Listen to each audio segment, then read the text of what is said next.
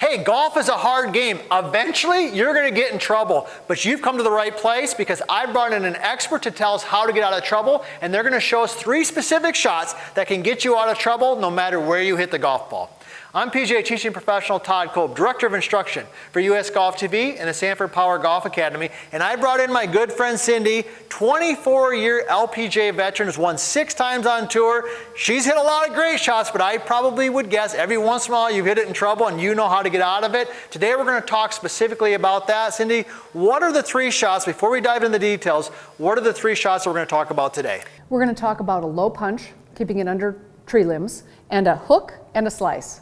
If you can hit the ball low, if you can hook it, you can slice it, you can get out of trouble pretty much anywhere. Now, if you haven't already, hey, do me a favor. Be sure to subscribe to our channel and join the US Golf TV family. And my favorite thing is when you leave a comment or you ask a question, because some of you out there, you're actually teaching me some stuff too, which is always kind of fun, and we're learning from each other. So let's dive right into this. Hey, eventually, we're going to hit some shots under the trees. We're going to have to hit the golf ball low. We've got to know how to do it. What are we going to do? Okay, well, we'll start out, Todd, with the low punch.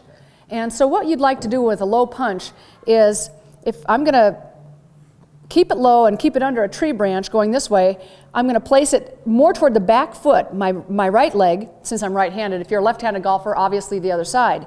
But what you want to do is abbreviate the backswing and abbreviate the follow-through, because you want to keep it low. But you definitely want to have your hands forward because you are delofting the club face. The one thing you have to pay attention to, though, is more than likely if you're in the left rough or if you're somewhere that you have to keep it low, or the right rough, you're in the rough. So you may not want to deloft it too much because you've got to be able to get it up out of the grass and under the tree limbs. But regardless, this is the proper stroke where you would just take it back, abbreviate the backswing and abbreviate the follow through, and that ball will stay down. You want to keep it down low. So what type of, or is it more based on the situation?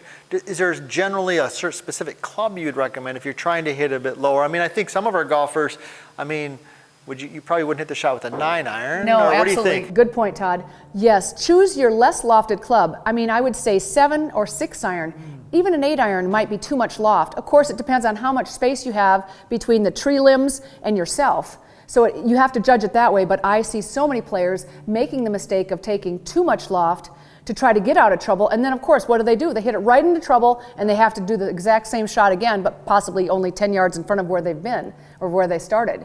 So yeah, club selection is very important, and always go with the least loft as possible. Yeah, that's a great point, because I think a lot of golfers in general, they just look at a shot and they don't really factor in the trajectory that the ball kind of comes off the face. Do you have any general kind of guidelines that you like to use? Because maybe should I go over it? Should I go under it? What should I do? I mean, do you have any type of tips that might help us before we move into the other shots that might help with trajectory? I do. There is a tip that you can do with your clubs. Let's say, just like you said, if you're making the decision to go up and over the tree, some people, well, if you're in a tournament, you can't really do this, but if you're out there playing for fun, you'd put your thing this way, and now I've got a pitching wedge here, and you'd step on the face and you'd go, okay, now this is the kind of trajectory that's going to go up at.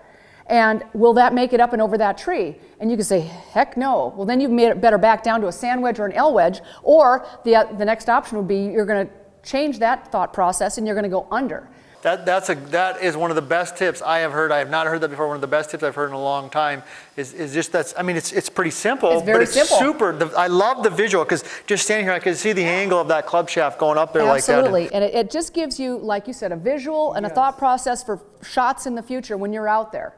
Yeah. All right. Well, that's why we've brought in experts like you to share some of these tips with our golf family out there. All right. So that's maybe hitting it a little bit lower. Let's talk a little bit about maybe how do we hook it, because I think a lot of golfers need to bend it around that tree a little bit. What are we going to do? Okay. To keep it as simple as possible, which is what you always want to do with golf shots, don't overcomplicate things. Trying to hit a hook is basically not changing your swing, it's just changing your stance and your setup. By that I mean you're going to close your stance, which for a right-handed golfer would be dropping your right leg back, and then you'd be almost closing your shoulders, which would be almost angling them out to the right, and then you'd take your same grip, but what you would do with you'd take your same grip and stance and everything, well, the stance will be different, but you would want to just turn the face in. You can see how I've closed the face, because then when I take the club back and it comes into the ball, it's going to come in with a little bit closed, and it's going to create this right to left spin, which then that creates the right to left shot, trajectory, and hook. Yeah, so we're going to kick that trail foot, that right foot, if you're right-handed golfer, back a little bit, close the shoulders. What about ball position? Would they do anything different, or do you keep it kind of the same? I keep it kind of the same. Okay. I mean, I would be trying to do this, well, it depends on the trajectory you're going with and what lofted club you're going to select. The longer the club, a little bit forward of your center, but if it's a shorter club, then you'd probably want to go more toward the center. Yeah. However, you know, it's harder to shape a more lofted club too. So you're only going to be shaping probably something like a 7 or 6 iron, or you could even be shaping, whether you're shaping like a hybrid or one of your fairway woods. Yeah, that's a great point. So let's talk about that for a second, because this is a little bit of a bonus tip we hadn't even planned on talking about, but now that you bring this up, this is some real gold information here. So correct me if I'm wrong here, but what you're saying is that it's easier to hook, we're talking about the hook, it's easier to hook a 5 iron than it is a pitching wedge. Absolutely, absolutely. Yeah. If it's got a lot of loft, it wants to try to fly straight. But with a less lofted club, it's much easier to work the ball, shape it right to left or left to right. Okay, that's really important information. So if you want to hook that golf ball, you better get a club in your hand that allows you to do that. Last thing I want to talk about, then we're going to talk about another shot, the slice. Okay, how do we get that? Or a lot of people hit slice, they don't intentionally hit it, but we could talk about that. We've done other videos on that. If you want to learn how to fix your slice, we've got a ton of stuff out there on that. But what about if I'm trying to hook it, Cindy, what does that do to the height, the overall trajectory of the ball? Hooking will always bring the club down, the ball flight down. Okay. A hook will always go a little lower, whereas a fade or a slice will usually go higher. Typically go higher. Okay, and we're going to talk about that at the end. I promise you I'm going to give you a little bonus tip at the end that takes what Cindy just told you there about when you try to hook it, it rolls out a little bit more versus fade. I'm going to tell you how that's important when it comes to some course strategy. We're going to do that at the end. All right, so slice.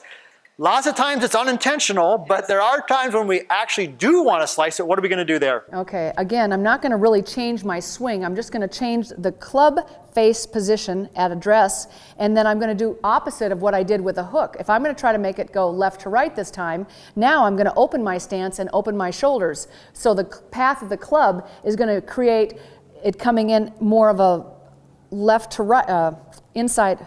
A little bit out to in almost, isn't it? Yeah, a little bit out to in and across. Yeah. So what I would do is just place it in the middle of my stance. It might look more forward just because my left foot is open and it's back a little bit.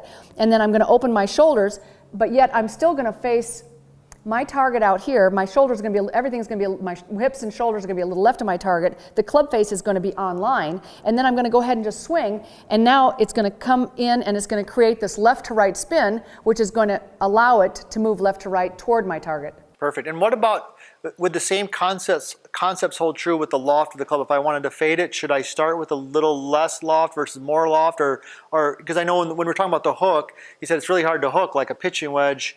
Same way when we're working the fade too? Yeah, it's just easier to create spin with a less lofted club. The less lofted club. Okay, and then in general the ball is going to come out a little bit higher. Yes. Off the face. Because you're adding loft to the club because it's open and your stance is open. Yeah. But of course it depends on your ball position too. You want to have it more in the center toward the front if you want it to go a little higher. Of course if you're trying to keep the ball down, even if you're fading it, it will be a little bit more back in your stance. Yeah, I love that. So before we talk about this, how we can take that information and you know, when you're in trouble, get out of trouble and use it for some course strategy. When we're talking about the punch shot, you mentioned a little bit shorter swing. Yes. On both sides.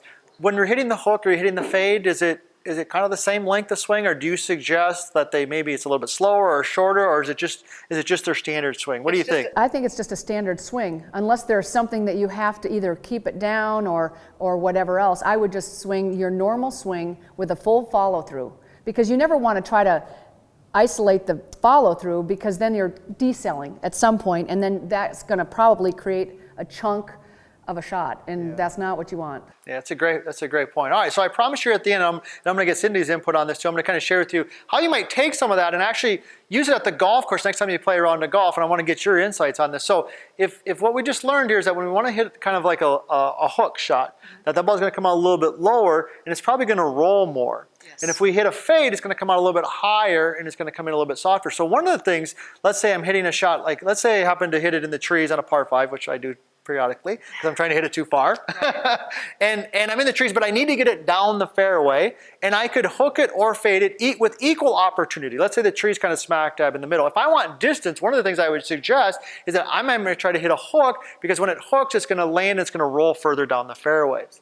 Now on the flip side, if I've got that tree, I'm trying to hit it into a par 4, and I can bend it around it and fade it or hook it, I personally, and I'm curious to hear your thoughts on this, I like to fade it a little bit, assuming I can hit both shots, the hook and the fade, with equal ability. Right. I'm going to try to fade it because when it lands, it's going to be much softer and might land on the green and hold, versus when a hook shot's going to tend to roll out.